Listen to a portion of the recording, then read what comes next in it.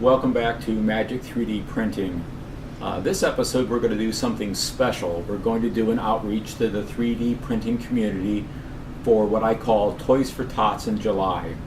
Last year we partnered with Toys for Tots by providing 3D printed toys, which seemed to go over quite well. I posted some pictures online in some of the forums of the things that we were doing as sort of our little workshop as we were progressing. We did about 300 toys. Generally, we did some Star Wars stuff. We did a baby Groot pencil holder, some fidget spinners and such. So a lot of people asked how they could get involved, how they could help. So that's why we're doing that this year. So Toys for Tots is an interesting organization. They don't just provide toys to local families for those who are in need. They actually get requests from organizations all over the country, and by their estimates they service a total of about 7 million children a year. So this year we decided to sponsor this outreach to the 3D printing community.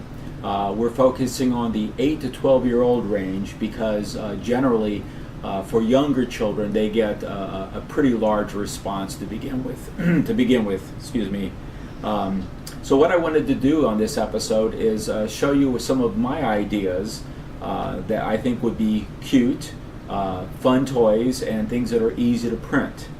So let's start off with this is called Air Spinner by Walter on Thingiverse, and I'll be posting all of the links to all these toys below if you decide that these are some things you want to try. So the first one is this actually comes in 3 different sizes. These are sort of cool because the way they're designed, you can actually blow on them to spin them. So they're pretty cool. So that's the smallest one. There's a medium-sized one, and these are all a print-in-place piece, so they don't have to be assembled. And so they're a pretty neat little sort of a variation on a fidget spinner. The next item that we did is called the Touring Business Card, and this is a little flat card that you can print. It only takes a few minutes, and what this is a puzzle of sorts. This actually turns into a bicycle that's actually pretty cool, fairly detailed. You can hopefully see all the little pieces here. This version was the one, it was a snowflake version, so you can see the little snowflakes in the tires. So this is pretty cute. This actually comes with a set of instructions, a printed sheet that you can see right here. And this is something that we're going to be printing and sort of putting this in with a bag for the kids to follow along to make it a lot easier to put this together. There was also one of a Velociraptor, but to be honest with you, it just came with a drawing and I couldn't even put it together. So it's up to you, but I decided not to do that one. The next item is a Spirograph, which I think is really pretty slick. This is prints into 2 pieces. If any of you grew up with a Spirograph at home, you know exactly what this is. You use a piece of paper, you basically use an ink pen and stick the pen in the various small holes in the small gear, and it runs around in circles and creates some pretty cool different designs and such. The next item is called the Screamer. This is a whistle that you can just snap together. It doesn't require any gluing or anything. And this is I actually cleaned this up a little bit and put as a suggestion that was on Thingiverse, put a little drop of, I think it was vegetable oil or something on it, and it works quite well. So that's a pretty fun little item. The next thing I thought was sort of cool is another one of the credit card figures. This is a little guy called Oscard, and Oscard is again a print-in-place piece that you snap apart and assemble. And this also comes with a sheet of instructions that you can see here, and it's generally color-coded. and gives you the kids a good idea of exactly how to assemble it. And I was able to do it, so it can't be that hard.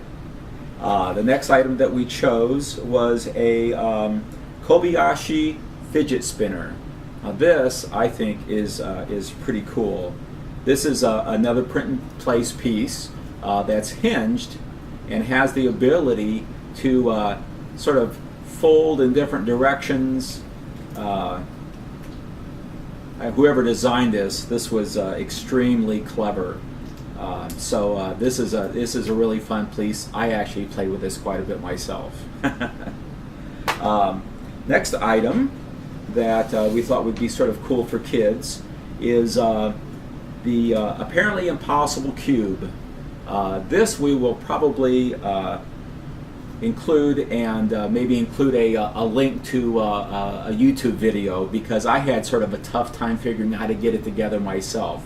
We're probably going to do a couple of trays of these, and we're going to vary the color between the various pieces. But this is sort of a classic puzzle that I think originally was made in wood, and somebody recreated it in PLA. The next item is called the BB balance wheel. These are actually tops. They come in two different sizes, and as you can see, they actually have BBs that are snapped into the holes. I actually purchased a big container of Daisy BBs, and so if any of you guys decide you would like to print some of these, you don't really necessarily need to bother with buying the BBs, because I have thousands and would be happy to do that part of the assembly. And these are pretty cool. I have to say, although the small one spins nicely, the larger one spins even nicer. So a lot of kids seem to really like these because they just spin for such a long time. And while that's spinning, we'll talk about the Batman fidget spinner. You'll probably saw in some of the pictures we posted, we did these, they take coins in the outer edges instead of using 3 of the 608ZZ bearings. So there's different size depending on, they're designed to hold currency. So we put nickels in here, but I think there's a couple of other types for other countries that will hold different types of currency.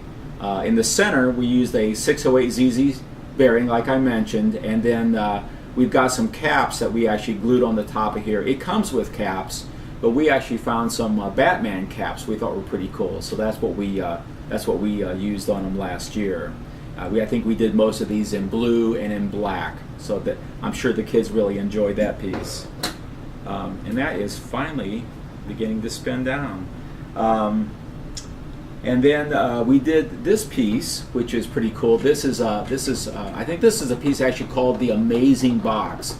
This is generally, it's a puzzle box, and it basically slides, and the idea is to be able to obviously get it open or get it closed. I don't think this comes with any instructions, so generally speaking, you got to figure it out on your own. This might be sort of cute to put a little toy or a little trinket inside for the kids to get to when they get it open. There's also an item we'll put in here. This is a magnetic toy.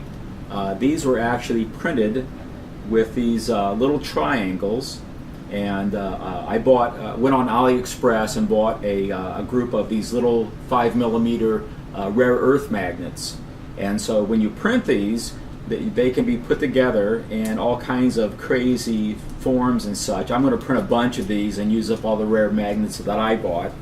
But this looks like a lot of fun that I'm sure that any kid would enjoy playing with. The last item is one of my favorites. Now this did not come off of Thingiverse. This is one of the Fab 365 robots, and this is Robot R. This particular piece we actually paid, I think, $4 and some change for. This is a robot that basically it prints in place flat. In fact, I've got one here that I did as a test the other day. So this actually prints flat like this, And once it's done and taken off the bed, the legs move, the arms move, and essentially the child just takes it and folds it together and creates his own robot. So very simple. This was done in PLA, and really cute toy, really cute toy. So any of the toys that you guys donate needs to come in unwrapped because that's a requirement by Toys for Tots. So there won't be any packaging involved on your part. So if there's any instructions, if you can print those and include them, we'll bag things up and organize things from our side. If you donate any monies by any chance, those monies will be used for packaging, tissue paper, all the type of stuff that we need to prepare things to get it together to deliver to Toys for Tots. And if you have any questions, I'm going to leave my personal email address below. So if you have questions, if you want to get an address to ship things, that's how you'll get in contact with us. We're hoping for a really big turnout from the 3D printing community. We did, like I said, 300 toys last year. We had a lot of fun, and so I hope you guys would decide to participate and join us in this. We're doing this in July because we know that 3D printing is a very slow process. And last year we didn't get involved until about October, and so we had our printers pretty much going 24/7 right up to the date that they collected the toys. So this campaign will kick off immediately, and we'll go to, I haven't got the turn-in date yet. Typically it's sometime in mid to late November. So thanks for joining us again in Magic 3D Printing, and I hope you guys have as much fun with this project as we have. Thanks, guys.